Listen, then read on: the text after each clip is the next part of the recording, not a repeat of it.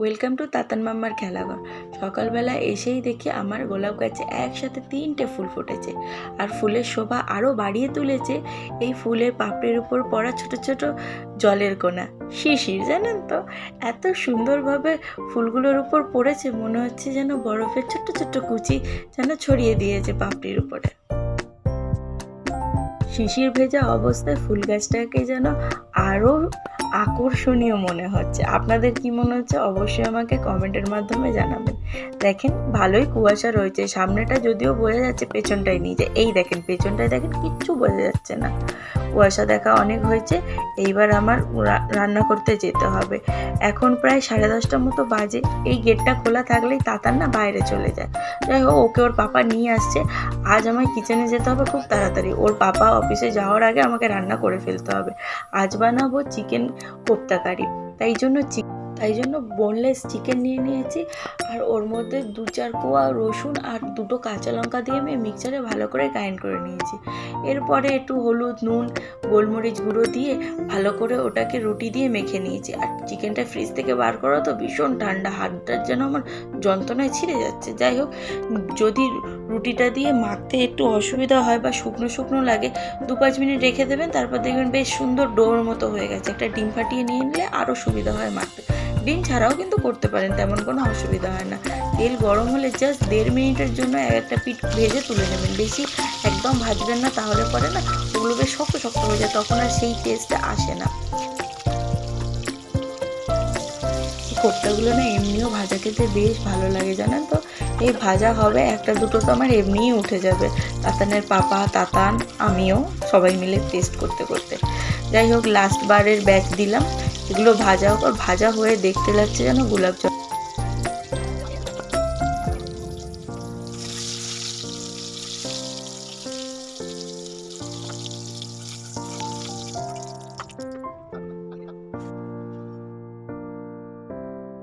আজ রান্নার তাড়া আছে, কারণ আজ সন্ধ্যাবেলা আসবে মা। তাতানের জন্য একটা গাড়ি কিনেছে, 3 চাকার গাড়িগুলো হয় না বাচ্চাদের, ওইটাই। ওকে জানানো হয়নি সারপ্রাইজ গিফট দেবে। জানেন তো, মা বলছিল যে মারা যখন ছোট ছিল, বয়স তখন ওই 5 কি 7 হবে, এবার মায়েদের ওখানে একটা বাচ্চা ছিল, তার দিদান তাকে এরকম একটা গাড়ি গিফট করেছিল। আর আজ থেকে প্রায় 40-42 বছর আগেকার ঘটনা তো।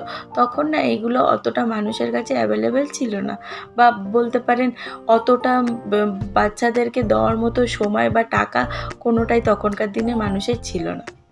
তো যাই হোক, যখনই এই গাড়িটা বের করতো ওই বাচ্চা মেয়েটি, তখন মা বা মাদের বয়সী আরও যেই সব ছেলেপুলেরা ওই পাড়ায় ছিল, সবাই তাকে ছেঁকে ধরতো, ভাবতো যে কতক্ষণে ওর গাড়ি থেকে একটু নামবে বা আমাদেরকেও একটু বসার সুযোগ করে দেবে। কাল রাত্রে যখন মা ফোন করে বলছে যে গাড়িটা আমি কিনেছি, জানিস তো, মায়ের মানে আমার তাতানের থেকে বেশি মনে হয় মা এক্সাইটেড ওনার কথা শুনে বলছে। কাল রাত্রেই তখন আমাকে এরকম এরকম বললো, বলে আজ আমি নিজের নাতিকে সেটা গিফট করছি। চলুন, কথা বলতে বলতে রান্না তো হয়ে গেছে, ওই যে মাও এসে পড়েছে। আমাদের বাইরের লাইটটা একটু কম তো, তাই জন্য ক্যামেরাতে অতটা উঠছে না, অন্ধকার অন্ধকার উঠছে। ওই যে গাড়িটা কিনেছে, আর তাতান তো দেখে অবাক যে হঠাৎ করে দিদানও এলো, সঙ্গে গাড়িও এলো। ও যেন বাস ভাবতেই পারছে না কি হয়ে গেল হট করে। ছেলেবেলার এই মিষ্টি মিষ্টি মুহূর্তগুলোই যেন আমাদের চিরকাল বেঁচে থাকতে বা রঙিন মন রাখতে সাহায্য করে। চিরকাল হয়তো দিদান দাদু এরা কেউ থাকে না, কিন্তু তাদের দিয়ে যাওয়া এই সুন্দর উপহারগুলো আমাদের জীবনে ওতপ্রোতভাবে জড়িয়ে থাকে। হয়তো জীবনের কোনো একটা সময় এসে তাতানো তার নাতি নাতনিকে এমনভাবেই একটা গাড়ি গিফট করবে, সেও এই স্টোরিটা শেয়ার করবে, আর এতটাই এক্সাইটেড থাকবে, হয়তো ওরও রাতের ঘুম উড়ে যাবে যে কতক্ষণে আমার নাতি নাতনিকে আমি গিফটটা দেবো।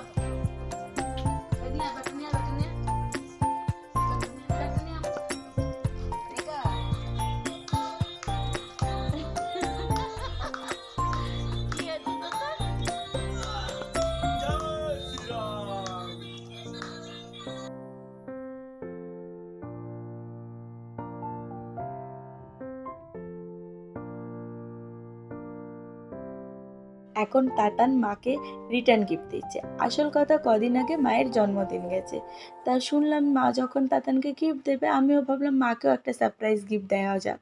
ওই জন্য আমি আর তাতান গিয়ে এই নাইটিটা মায়ের জন্য কিনে নিয়ে এসেছি। আরে দেখুন, মায়ের গিফটের কালার আর তাতানের গিফটের কালার দুটোই তো ম্যাচ করে গেছে, দুটোই পিঙ্ক কালার। যাই হোক, অনেকদিন পর ওরা এসেছে বাড়িতে, একটু আড্ডা মারি, গল্প করি।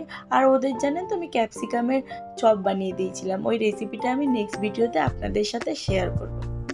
আর একটা কথা, ভিডিওটি ভালো লাগলে প্লিজ দেখে চলে যাবেন না, একটা লাইক দিয়ে যাবেন। দেখা হচ্ছে পরবর্তী ভিডিওতে। সবাই ভালো থাকবেন, সুস্থ থাকবেন। ভিডিও ভালো লাগলে একটা লাইক, শেয়ার, কমেন্ট অবশ্যই করবেন। দেখা হচ্ছে পরের ভিডিওতে।